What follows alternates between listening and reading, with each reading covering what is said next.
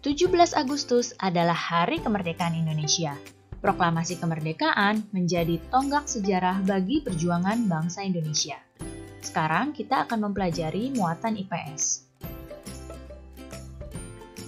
Proklamasi Indonesia menandakan bahwa Indonesia telah terbebas dari penjajahan bangsa lain. Meskipun terdiri atas suku yang berbeda, rakyat Indonesia bersatu dalam memproklamirkan kemerdekaan negara Indonesia. Lalu, apa ya makna proklamasi bagi bangsa Indonesia? Maknanya yaitu sebagai puncak perjuangan bangsa Indonesia. Jadi, proklamasi kemerdekaan merupakan hasil dari perjuangan para pahlawan. Kemudian, pengakuan kepada dunia luar. Dengan membacakan teks proklamasi, Indonesia mengumumkan kepada dunia luar bahwa Indonesia adalah negara yang merdeka. Kemudian, proklamasi sebagai awal terbentuknya negara Indonesia. Proklamasi juga dapat menaikkan martabat bangsa. Dengan pembacaan teks proklamasi, memberikan pesan kepada negara lain bahwa Indonesia adalah negara yang terbebas dari penjajahan. Kemudian menjadi tonggak sejarah negara Indonesia. Pembacaan proklamasi merupakan awal dari masa kemerdekaan Indonesia yang terbebas dari belenggu penjajahan selama ratusan tahun.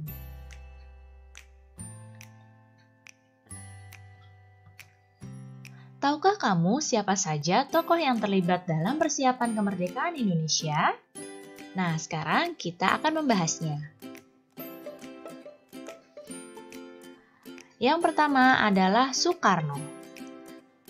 Soekarno adalah orang yang merumuskan naskah proklamasi dan juga proklamator negara Indonesia.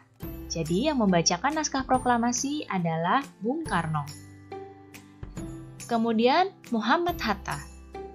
Muhammad Hatta adalah orang yang merumuskan naskah proklamasi.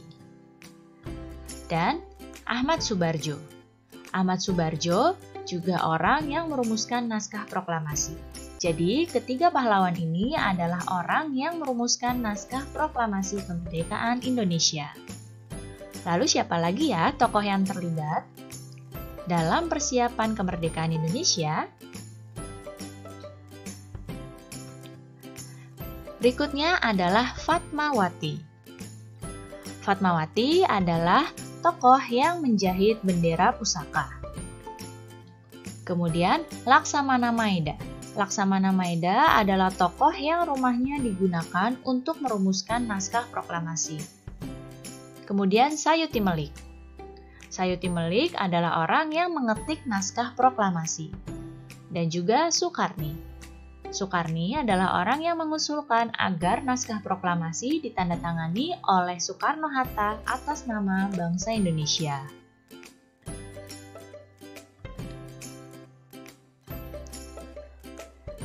Indonesia telah merdeka. Oleh karena itu, sekarang waktunya kita untuk mengisi kemerdekaan dengan hal-hal yang positif. Berikut ini adalah beberapa cara mengisi kemerdekaan, yaitu dengan belajar dengan giat agar dapat memajukan Indonesia. Kemudian, tidak membeda-bedakan dalam berteman. Cara yang berikutnya, merasa bangga sebagai bangsa Indonesia. Selanjutnya, menentang segala bentuk penindasan dan diskriminasi. Selanjutnya, menghargai perbedaan pendapat. Kemudian menanamkan sikap rela berkorban demi bangsa, dan berlaku jujur dalam setiap perkataan dan perbuatan.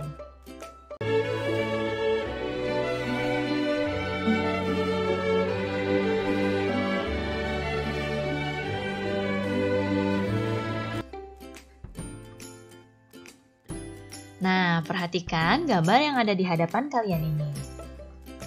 Pernahkah kalian melihat tarian ini? Tahukah kamu apa nama tarian ini? Ya, tarian ini adalah tari Lego-Lego.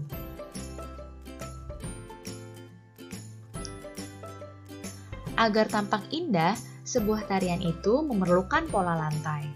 Apa itu pola lantai? Pola lantai adalah pola denah yang harus dikuasai oleh seorang penari. Pola lantai berfungsi untuk membuat posisi dalam sebuah ruang gerak tarian. Pola lantai terbagi menjadi 3. Yang pertama, pola lantai vertikal atau lurus.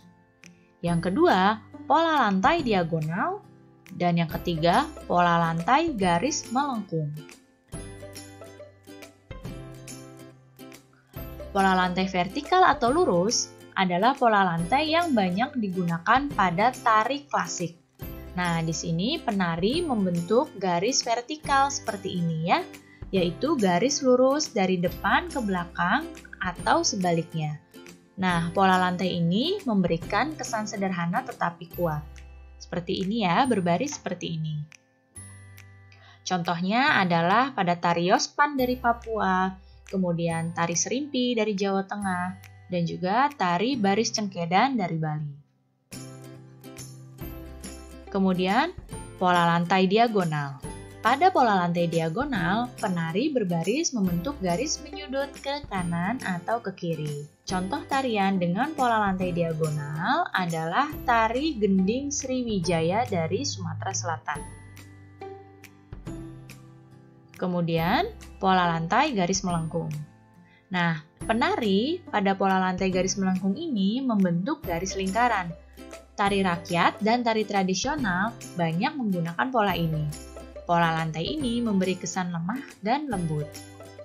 Contohnya adalah seperti tadi ya, tari lego-lego. Kemudian ini ada tari Mabadong dari Toraja. Dan juga tari Randai dari Sumatera Barat.